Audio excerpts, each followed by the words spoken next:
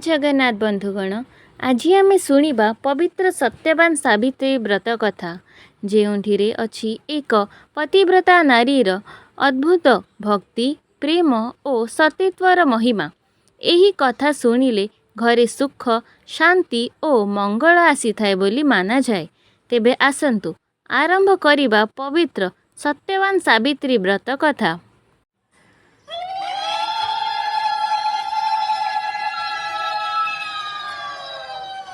ପୂର୍ବ କାଳରେ ରାଜା ଅଶ୍ୱପତି ନାମରେ ଜଣେ ବହୁତ ଧାର୍ମିକ ଓ ନ୍ୟାୟପ୍ରିୟ ରାଜା ରାଜ୍ୟ କରୁଥିଲେ। ତାଙ୍କର ରାଣୀଙ୍କ ନାମ ମାଳତୀ ଥିଲା। ରାଜା ଓ ରାଣୀ ବହୁତ ସୁଖରେ ରହୁଥିଲେ, କିନ୍ତୁ ତାଙ୍କର କୌଣସି ସନ୍ତାନ ନଥିବାରୁ ସେମାନେ ସଦା ଦୁଃଖିତ ରହୁଥିଲେ। ସନ୍ତାନ ପ୍ରାପ୍ତି ପାଇଁ ରାଜା ଅଶ୍ୱପତି ବହୁତ ବର୍ଷ ଧରି ତପ ଜପ ଓ ଯଜ୍ଞ କରିଲେ। ସେ ପ୍ରତିଦିନ ମା ସାବିତ୍ରୀଙ୍କ ଆରାଧନା କରୁଥିଲେ। ଦୀର୍ଘ ବର୍ଷ ପରେ ଦେବୀ ପ୍ରସନ୍ନ ହୋଇ ସ୍ୱପ୍ନରେ ରାଜାଙ୍କୁ ଦର୍ଶନ ଦେଲେ ଏବଂ କହିଲେ, ହେ ରାଜା, ମୁଁ ତୁମ୍ଭର ଭକ୍ତିରେ ପ୍ରସନ୍ନ ଅଛି। ତୁମେ ବହୁତ ଶୀଘ୍ର ଏକ ଗୁଣବତୀ କନ୍ୟା ସନ୍ତାନ ପାଇବ। କିଛି ଦିନ ପରେ ରାଣୀ ଏକ ସୁନ୍ଦରୀ କନ୍ୟାକୁ ଜନ୍ମ ଦେଲେ। ଦେବୀଙ୍କ କୃପାରେ ଜନ୍ମ ହୋଇଥିବାରୁ ସେହି କନ୍ୟାର ନାମ ରଖାଗଲା ସାବିତ୍ରୀ।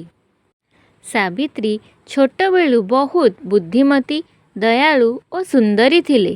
ତାଙ୍କର ରୂପ ଓ ଗୁଣ ଦେଖି ସମସ୍ତେ ଆଶ୍ଚର୍ଯ୍ୟ ହେଉଥିଲେ। ଯେବେ ସେ ଯୁବତୀ ହେଲେ, ରାଜା ଅଶ୍ୱପତି ତାଙ୍କର ବିବାହ ପାଇଁ ଚିନ୍ତା କରିବାକୁ ଲାଗିଲେ, କିନ୍ତୁ ସାବିତ୍ରୀଙ୍କ ସମଯୋଗ୍ୟ ବର କେହି ମିଳୁନଥିଲା। ଶେଷରେ ରାଜା କହିଲେ, ହେ କନ୍ୟା, ତୁମେ ନିଜର ଇଚ୍ଛା ଅନୁସାରେ ପତି ବାଛ। ରାଜାଙ୍କ ଆଜ୍ଞା ପାଇଁ ସାବିତ୍ରୀ ରଥରେ ବସି ବିଭିନ୍ନ ଦେଶ ଭ୍ରମଣ କରିଲେ। ସେ ବନାଞ୍ଚଳ ଆଶ୍ରମ ଓ ରାଜ୍ୟ ସବୁ ଘୂରି ଦେଖିଲେ। ଦିନେ ସେ ଏକା ବନରେ ଏକ ତପସ୍ୱୀ ପରିବାରକୁ ଦେଖିଲେ। ସେଠାରେ ସତ୍ୟବାନ ନାମକ ଜଣେ ସୁନ୍ଦର ସତ୍ୟବାଦୀ ଧାର୍ମିକ ଓ ଗୁଣବାନ ଯୁବକ ରହୁଥିଲେ। ସେ ପୂର୍ବରୁ ରାଜକୁମାର ଥିଲେ। ତାଙ୍କର ପିତା ଦ୍ୟୁମତ୍ସେନ ଜଣେ ରାଜା ଥିଲେ, କିନ୍ତୁ ଶତ୍ରୁମାନେ ରାଜ୍ୟ ଛଡ଼ାଇ ଦେଇଥିବାରୁ ସେମାନେ ବନରେ ବସବାସ କରୁଥିଲେ। ଦ୍ୟୁମତ୍ସେନ ଅନ୍ଧ ମଧ୍ୟ ହୋଇଯାଇଥିଲେ। ସତ୍ୟବାନଙ୍କ ସେବା ବିନୟ ଓ ସତ୍ୟ ଗୁଣ ଦେଖି ସାବିତ୍ରୀ ତାଙ୍କୁ ନିଜର ପତି ରୂପେ ମନରେ ଗ୍ରହଣ କରିଲେ। ସାବିତ୍ରୀ ଫେରି ଆସି ପିତାଙ୍କ ନିକଟରେ ସବୁ କଥା କହିଲେ। ସେହି ସମୟରେ ନାରଦ ମୁନି ରାଜଦରବାରକୁ ଆସିଥିଲେ। ରାଜା ଅଶ୍ୱପତି ସତ୍ୟବାନ ବିଷୟରେ ତାଙ୍କର ମତ ପଚାରିଲେ। ନାରଦ ମୁନି କହିଲେ, ସତ୍ୟବାନ ସବୁ ଗୁଣରେ ଉତ୍ତମ। ସେ ସତ୍ୟବାଦୀ ବୀର ଓ ଧାର୍ମିକ, କିନ୍ତୁ ତାଙ୍କର ଆୟୁ ବହୁତ ଅଳ୍ପ। ବିବାହର 1 ବର୍ଷ ପରେ ତାଙ୍କର ମୃତ୍ୟୁ ହେବ।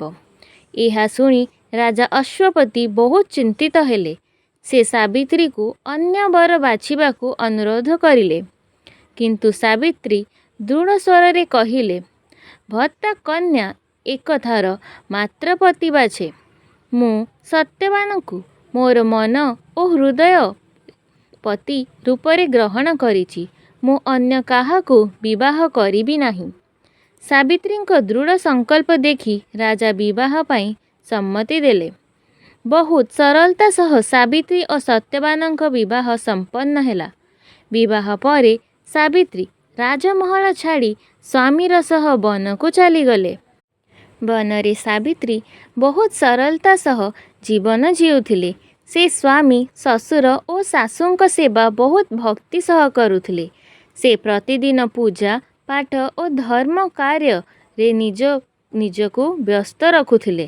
ସମସ୍ତେ ତାଙ୍କର ଗୁଣ ଦେଖି ବହୁତ ପ୍ରସନ୍ନ ହେଉଥିଲେ, କିନ୍ତୁ ସାବିତ୍ରୀ ମନରେ ନାରଦ ମୁନିଙ୍କ କଥା ସଦା ରଖୁଥିଲେ। ସେ ଦିନ ଗଣି ଗଣି ସତ୍ୟବାନଙ୍କ ଆୟୁ ଶେଷ ହେବା ଦିନ ଅପେକ୍ଷା କରୁଥିଲେ। ଯେବେ ଶେଷ 4 ଦିନ ରହିଲା, ସାବିତ୍ରୀ କଠିନ ବ୍ରତ ଓ ଉପବାସ ଆରମ୍ଭ କରିଲେ। 3 ଦିନ ଧରି ସେ ଅନ୍ନ ଜଳ ତ୍ୟାଗ କରି ଭଗବାନଙ୍କ ପୂଜା କରୁଥିଲେ। ଶେଷରେ ସେହି ଭୟଙ୍କର ଦିନ ଆସିଲା। ସକାଳୁ ସାବିତ୍ରୀ ପୂଜା ସାରି ସ୍ୱାମୀ ସହ ବନକୁ ଯିବାକୁ ଇଚ୍ଛା ପ୍ରକାଶ କରିଲେ। ସତ୍ୟବାନ କହିଲେ, ତୁମେ ଦୁର୍ବଳ ଦିଶୁଛ, ବନକୁ ଯିବାର ଦରକାର ନାହିଁ। କିନ୍ତୁ ସାବିତ୍ରୀ ବିନୟ ସହ କହିଲେ, ଆଜି ମୁଁ ତୁମକୁ ଏକ ମୁହୂର୍ତ୍ତ ମଧ୍ୟ ଛାଡ଼ି ରହିବି ନାହିଁ। ଦୁଇଜଣେ ବନକୁ ଗଲେ। ସତ୍ୟବାନ କାଠ କାଟିବା ଆରମ୍ଭ କରିଲେ। କିଛି ସମୟ ପରେ ତାଙ୍କର ମସ୍ତକ ଘୂରିବାକୁ ଲାଗିଲା। ସେ କହିଲେ, ହେ ପ୍ରିୟେ ସାବିତ୍ରୀ, ମୋର ଶିର ବହୁତ ବ୍ୟଥା ହେଉଛି। ସାବିତ୍ରୀ ତାଙ୍କୁ ନିଜର କୋଳରେ ଶୁଆଇ ଦେଲେ। ସେହି ସମୟରେ ଯମରାଜ ପ୍ରକଟ ହେଲେ। ତାଙ୍କର ହାତେ ଫାଶ ଥିଲା। ସେ ସତ୍ୟବାନଙ୍କ ସୂକ୍ଷ୍ମ ଶରୀରକୁ ନେଇ ଦକ୍ଷିଣ ଦିଗକୁ ଚାଲିଲେ। ସାବିତ୍ରୀ ମଧ୍ୟ ଯମଙ୍କ ପଛରେ ପଛରେ ଚାଲିବାକୁ ଲାଗିଲେ। ଯମରାଜ ପଚାରିଲେ, ହେ ସତୀ ନାରୀ, ତୁମେ କାହିଁକି ମୋର ପଛରେ ଆସୁଛ? ଏବେ ଫେରିଯା।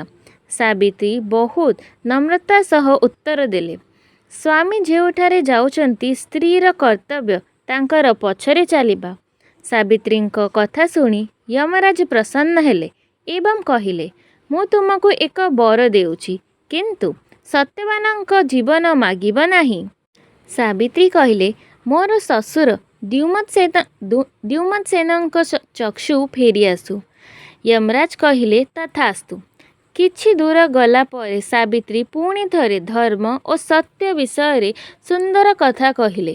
ଯମରାଜ ଅଧିକ ପ୍ରସନ୍ନ ହେଇ ଦ୍ୱିତୀୟ ବର ମାଗିବାକୁ କହିଲେ।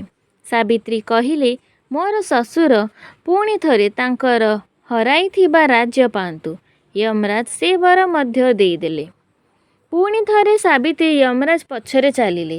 ତାଙ୍କର ବୁଦ୍ଧି, ଧର୍ମ ଓ ପତିବ୍ରତା ଗୁଣ ଦେଖି ଯମରାଜ ବହୁତ ଆଶ୍ଚର୍ଯ୍ୟ ହେଲେ।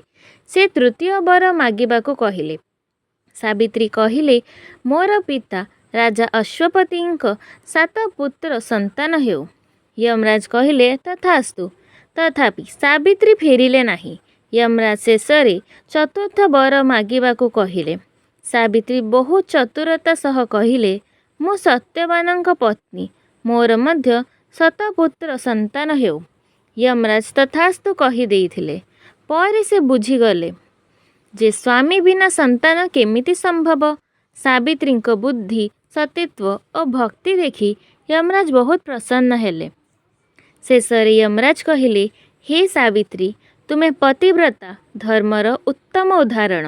ମୁଁ ତୁମର ସ୍ୱାମୀ ସତ୍ୟବାନଙ୍କ ଜୀବନ ଫେରାଇ ଦେଉଛି। ଏହା କହି ଯମରାଜ ଅନ୍ତର୍ଧ୍ୟାନ ହେଲେ। ସତ୍ୟବାନ ପୁଣି ଜୀବିତ ହେଲେ ଓ ନିଦ୍ରାରୁ ଉଠିଲା ପରି ଉଠି ବସିଲେ। ସେ କହିଲେ, ମୁଁ ବହୁତ ସମୟ ଶୋଇଥିଲି କି? ସାବିତ୍ରୀ ଆନନ୍ଦରେ ଭଗବାନଙ୍କୁ ପ୍ରଣାମ କରିଲେ।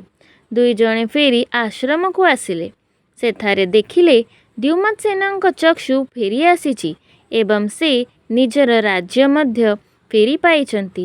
ସମସ୍ତେ ସାବିତ୍ରୀଙ୍କ ସତୀତ୍ୱ ଓ ଭକ୍ତିର ମହିମା ଗାଇଲେ।